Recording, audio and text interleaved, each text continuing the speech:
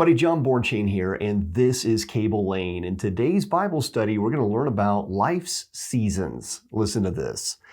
To everything, there is a season, a time for every purpose under heaven. Ecclesiastes is a really incredible text. If you get an opportunity, go back and read the entire book of Ecclesiastes. It really puts into proper perspective everything about life. All the aspirations of human desires really put into proper perspective that it is nothing if we do not fill the void of our lives with God, with everything about Him, with the worship of Him, to fear God, to keep His commandments. This is the all of a man. And when we finally understand that, we'll understand our purpose. The reason why today's study is called Life Seasons is because here we are in the spring. It's the springtime. We're entering into the summertime. And as we go through these seasons of life, consider what God has done and how He designed all of this. That life is sort of springing forth in newness and freshness in the springtime. And then in the summertime, it's a time of work and productivity. Sometimes it's very laborious under the heat of the day. And then we get to draw from the work that's done in the summertime in the autumn season and the fall. You get to draw out the harvest that comes in. And then the wintertime is kind of like a Sabbath. It's like a time of dormancy and quiet. And you can think about the snowfall and how quiet it can be outside. And God has designed all of these seasons really as a reflection of what He's done even in our lives, that there are seasons. You've probably heard that. There are seasons sometimes of great productivity. Sometimes there's a season of a lot of ministerial service and work. Maybe you've been put out in the mission field a time or two, and you've been working really hard in various roles in the church and in your family. And then there's times of quiet, and you are going through perhaps that wondering, am I sitting on the sideline? Has God forgotten me? Has He put me off to the side? Am I still usable by the Lord? I mean, sometimes our thoughts can get the better of us and we get emotional. We haven't really bathed it in prayer and gone to the Lord in prayer. But these seasons are important to understand that God has a purpose and plan in all of it. Sometimes He's going to work you really hard, perhaps to exhaustion. And other times it's going to be the still quietness that God has prepared, and even a drawing out of a harvest that can come from all of your labors. Let's reflect scripturally on this. I want to take you to Exodus chapter 23 for a moment. This is a really exciting study because in Job, going back to the book of Job, we see in Job 38 to 41 how God reminds us of His sovereignty. He is in charge of everything. Every season, every movement of life on this earth is wholly by His choosing and doing. In fact, in Acts we read that in Him we move and live and have our being. God is in control of everything. Sometimes He doesn't always give us an answer as to why He allows us to go through times of affliction, times of great struggle and turmoil, times of great fasting and prayer where we're burdened for others and their salvation and choices that they're making. Maybe it's a difficult season for you, or maybe you've come out of a difficult season and there's a time of rest. The reason why I want to take you back to Exodus for a moment is because in that, God actually gives an explanation for His plan. He doesn't do that all the time. Scripturally, we see prophecy and God telling us what's going to happen. And it's all about the first and second coming of Jesus. But there are promises that are made to the faithful of God. And sometimes He just doesn't give us the details behind the scenes, but we're to trust in Him.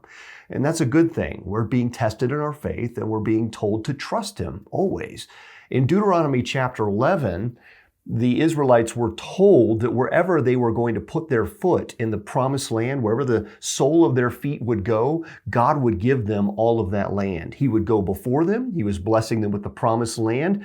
They knew that a great inheritance awaited them. But in Exodus chapter 23, God gives a little bit of the backdrop of some explanation that they needed to understand what He was doing and what He was up to. Listen to this. And I will send hornets before you, which shall drive out the Hivite, the Canaanite, and the Hittite from before you. I will not drive them out from before you in 1 year, lest the land become desolate and the beasts of the field become too numerous for you. Little by little I will drive them out from before you until you have increased and you inherit the land. Wow, okay, so wait a minute. He's been promising them that the moment they get into the promised land, wherever they put the sole of their feet, this would become their inheritance. He had already told them, he had marked out the territory that was promised to their inheritance, a promised inheritance, if you will, from the Nile River to the Euphrates River. All of this territory would be theirs. We see that from Genesis. It's repeated frequently. And yet there probably was an assumption or two that the moment we enter into the promised land, as he said he would do, he's going to send the hornet before us.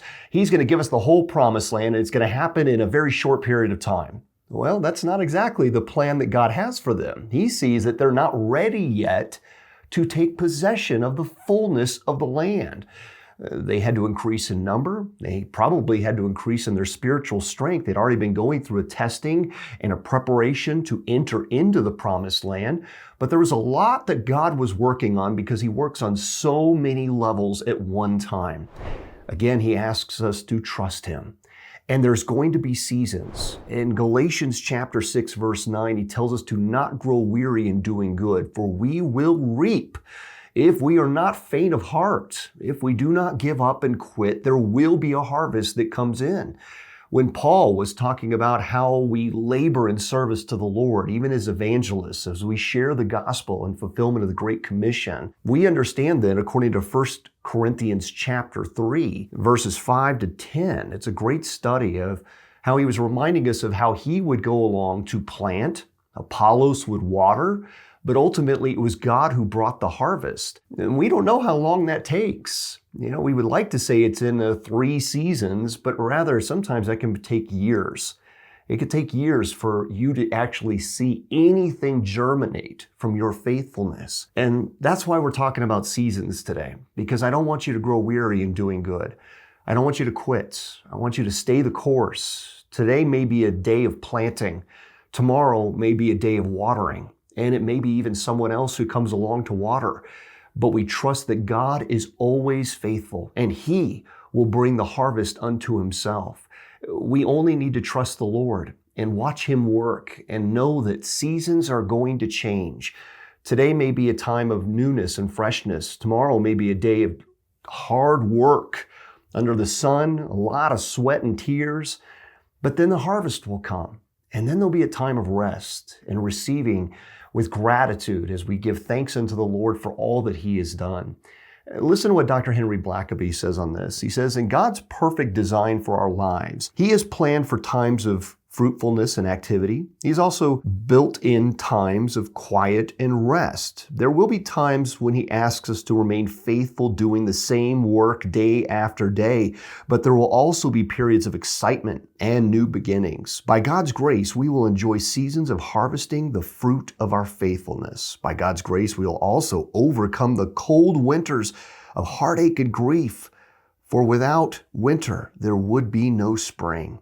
Just as it is with the seasons of nature, these seasons in our lives work together to bring about God's perfect will for each one of us. I hope you've been encouraged today. I know I certainly have. Every time I go to God's Word, I'm encouraged, and I hope you are too. God bless you, my friends. Take care.